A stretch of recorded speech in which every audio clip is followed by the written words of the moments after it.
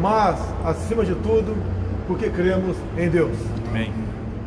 Esse povo cristão, esse povo brasileiro fenomenal, excepcional, que nos alimenta através de sua fé, apenas traz para todos nós a certeza que os obstáculos que momentaneamente ainda temos no Brasil serão vencidos para o bem de todos nós. A família é a célula da sociedade. Vocês, pelas suas pregações, pela maneira como se conduzem, como conduzem aqueles que acreditam na fé, a farão cada vez mais forte para o bem de todos nós. Deus, pátria, família. O Brasil tem tudo para ser uma grande nação. Eu acredito em milagre.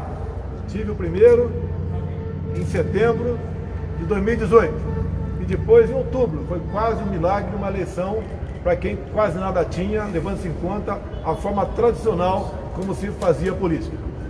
Nós tínhamos mais do que o povo ao nosso lado. Nós tínhamos aquele que nos colocou aqui na terra.